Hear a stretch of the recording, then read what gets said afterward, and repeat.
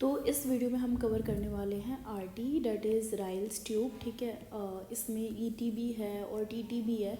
तो अभी हम राइल्स ट्यूब के बारे में डिस्कस करेंगे फर्दर, फिर हम और वीडियोस में ट्रैकियोस्टमी ट्यूब और ईटी ट्यूब इन सब के बारे में भी डिस्कस करेंगे। तो इस वीडियो में हम करने वाले discuss RT tube, that is Ryle's tube. हम इसे राइल्स ट्यूब भी बोलते हैं, नेसोगैस्ट्रिक ट्यूब भी बोलते हैं, फीडिंग ट्यूब भी बोलते हैं। ठीक है, इन 3 नामों से भी जानते हैं। तो इसका बेसिकली पर्पस क्या होता है? फीडिंग का काम होता है। ठीक है, अब फीडिंग ट्यूब है तो उसका काम क्या है? फीडिंग का ही होगा।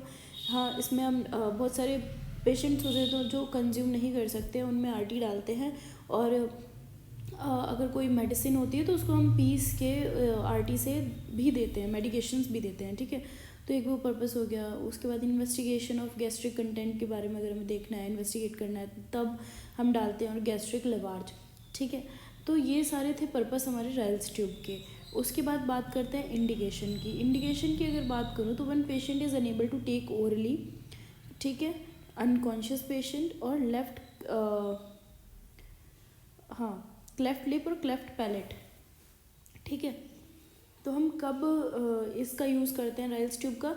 जब पेशेंट ओरली कुछ खा पी नहीं सकता है। ठीक है, पेशेंट अनकॉन्शियस है, और फिर या फिर क्या हो केस, क्लेफ्ट लिप और क्लेफ्ट पैलेट का हो। क्लेफ्ट लिप क्लेफ्ट पैलेट में होता है ना, पैलेट इस तरीके से डिवाइड हो जाता है, पैलेट है ना, बीच में से गैप हो जाता है। सेम ऐसे ही लिप्स में भी होता है इस तरीके से।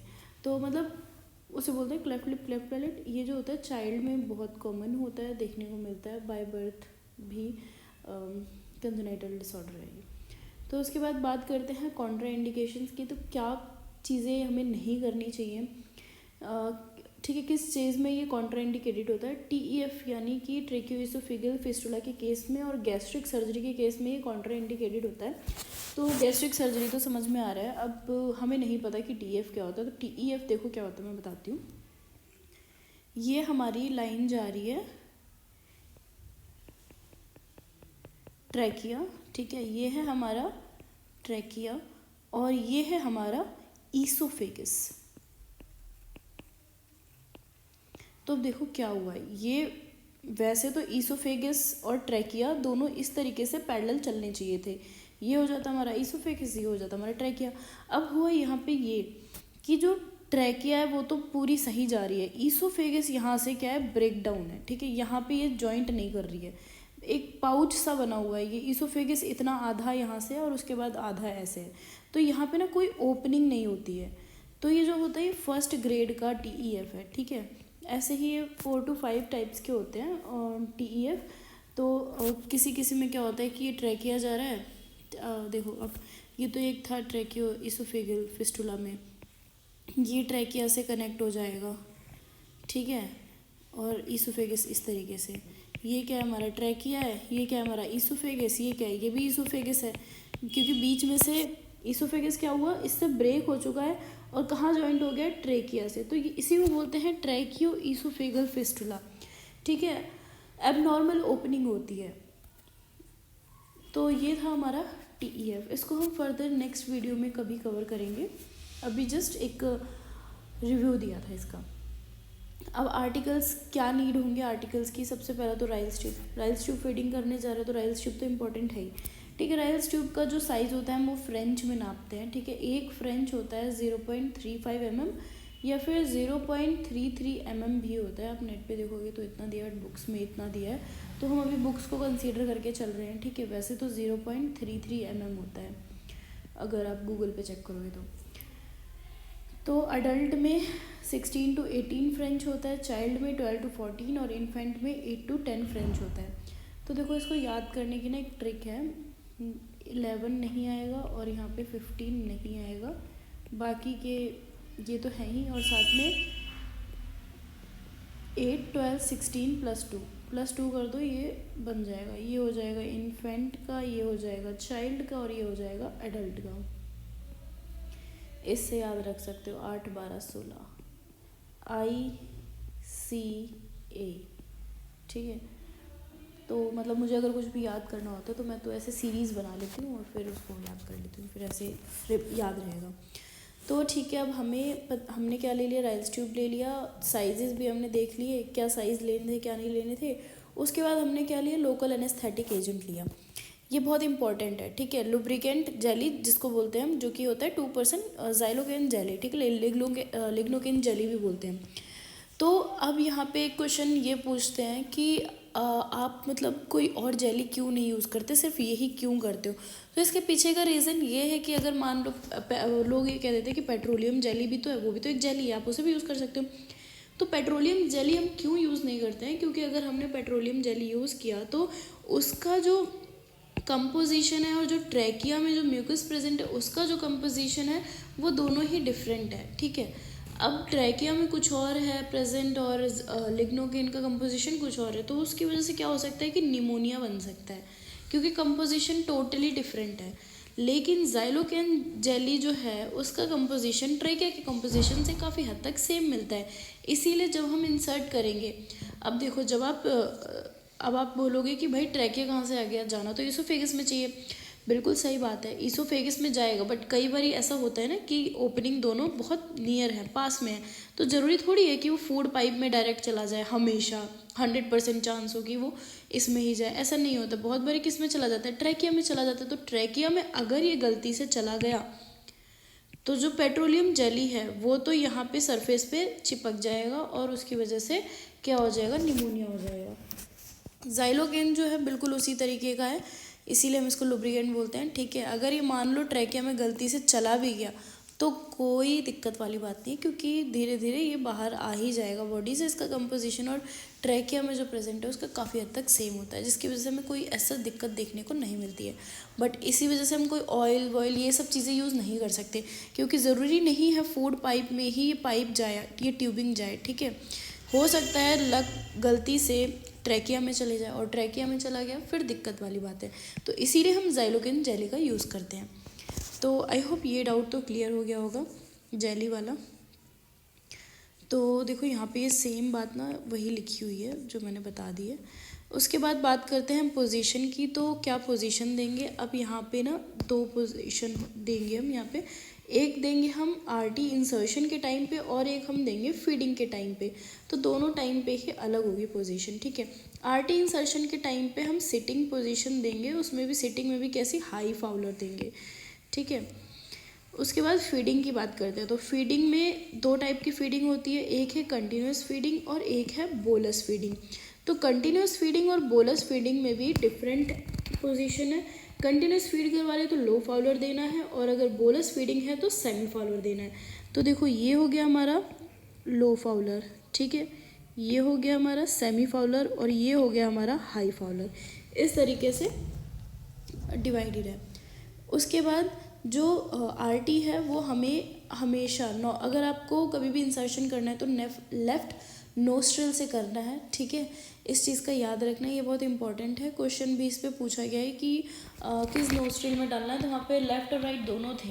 तो अब आपको कंफ्यूज नहीं होना, अगर आपको प्रायोरिटी देनी है तो आप पहली प्रायोरिटी दोगे लेफ्ट नोस्ट्रिल को। तो इंसर्ट करने से पहले एक और चीज़ का याद रखना है कि आरटी को कोल्ड वाटर में रखना है, ठीक है। कोल्ड वाटर में प्लेस करना है, ऐसा इसलिए क्योंकि देखो ट्यूब जो होती है ना वो बहुत ही सॉफ्ट होती है ना।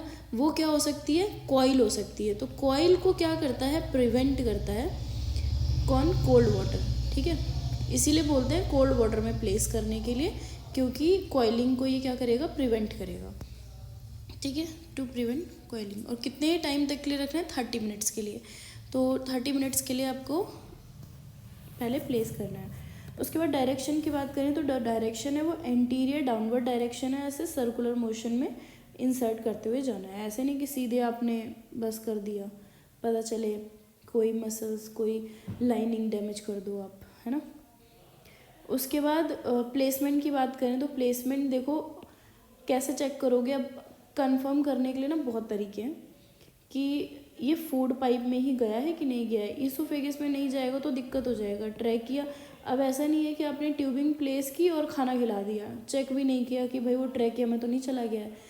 तो उसे चेक करने के लिए आप क्या करोगे, एक्सरे करोगे चेस्ट एब्डोमेन का, ठीक है।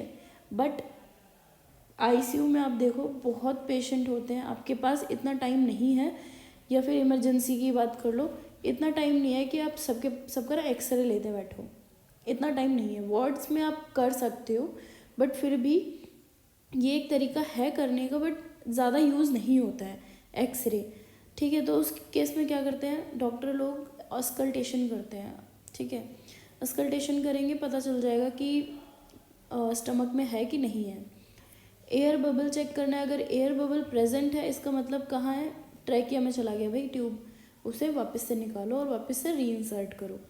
एस्पिरेट करेंगे, एस्पिरेशन में जो भी फ्लूइड आएगा, अगर वो फ्लूइड लिटमस पेपर में रेड हो जाता है, ब्लू से किस में हो जाता है, रेड हो जाता है, तो इसका मतलब वो क्या है, एसिडिक है। और एसिडिक है तो इसका मतलब क्या है, HCl प्रेजेंट है। और HCl प्रेजेंट है तो ट्यूबिंग कहाँ है, स्टमक में है। ठीक है, यानी प्रॉपर प्लेस हुई है। तो ये 4 तरीके हैं जिनसे आप ना प्लेसमेंट चेक कर सकते हो कि राइल्स ट्यूब अच्छे से प्रॉपर प्लेस हुई है या नहीं हुई है। अब उसके बाद बात करते हैं केयर विद RT। अब आपने राइल्स ट्यूब की केयर कैसे करनी है। सबसे पहला काम है एस्पिरेट करना है बिफोर एवरी फीडिंग। मान लो डॉक्टर ने RT लगा दिया, ठीक है, इस टाइम पे बिल्कुल सही जगह पे है, इसोफेगस में गया है। कई बार ऐसा होता है पेशेंट जो अनकॉन्शियस पेशेंट होते हैं, जो सेमी कॉन्शियस पेशेंट होते हैं, कई बार उनमें सेमी कॉन्शियस पेशेंट में क्या होता है, वो ऐसे हाथ वाथ इधर उधर चला देते हैं तो ट्यूब मिसप्लेस हो जाती है। ठीक है, खिंच जाती है। तो ज़रूरी नहीं है कि वो ईसोफेगस में ही हो सकता है ट्रैकिया में ही हो, है ना, निकल गई तो खुद से इंसर्ट करने लग गए, मतलब कुछ भी हो सकता है। तो सबसे ज़रूरी है एस्पिरेट करना हर फीडिंग में। ठीक है, आपको यही चेक करना है कि जो कंटेंट आ रहा है वो HCl है या नहीं है। अगर सब ठीक है तो आप फीड करवा दो, नहीं है तो वापस से रीइंसर्ट करो।